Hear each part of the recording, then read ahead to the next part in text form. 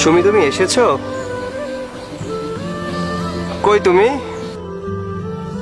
শুভ, চল তোদের বিয়ের ব্যবস্থা করি। না বন্ধু, না। আমার এই অন্ধত্বের জীবনে ওকে জড়িয়ে ওর জীবনটা নষ্ট করতে চাই না। কি বলিস বন্ধু? সুমি তোকে অনেক ভালোবাসে। না ভাইয়া, শুভ তো ঠিক কথাই বলেছে। আমারও তো একটা জীবন আছে, আর অনিশ্চয়তার জীবনে আমি আমার জীবনটা জড়িয়ে আমার জীবনটা আমি মাটি করতে পারবো না।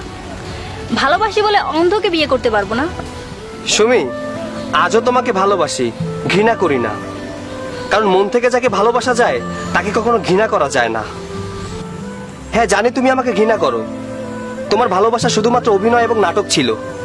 কিন্তু আমি তো পাগল ছিলাম তোমার ভালোবাসায়। তাই তো তুমি ফিরে আসার পরও তোমাকে আপন করতে চেয়েছিলাম, বিয়ে করতে চেয়েছিলাম, সংসার সাজাতে চেয়েছিলাম।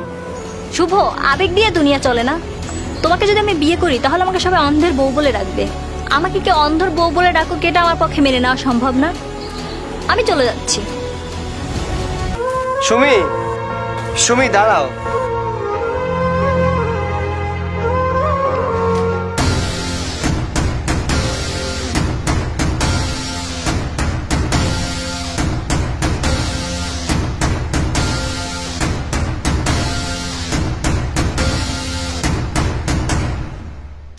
অ্যাক্সিডেন্ট আমি ঠিকই করেছিলাম, তবে আমার চোখ অন্ধ হয়নি। যাকে নিয়ে আমি সংসার করব তাকে যদি আমি একটু পরীক্ষা না করি তাহলে কি করে হয়? তোমার কি মনে পড়েনি সেই মুহূর্তগুলোর কথা, যে মুহূর্তগুলো তোমার পৃথিবীতে শুধুমাত্র আমি ছিলাম? তুমি তো বলেছিলে আমাকে আপন করে নেবে, তাহলে স্বার্থপরের মতো একা ছেড়ে চলে যাচ্ছ। আসলে তোমার জন্য এইসব আয়োজন। শুভ, আমার ভুল হয়ে গেছে, আমাকে মাফ করে দাও। আসলে কি জানো, ভুল করলে ক্ষমা করা যায়, কিন্তু যে বেইমানি করে তাকে ক্ষমা করা যায় না। ভালোবাসা, ভালোবাসাটা অন্তত তোমার মুখে মানায় না।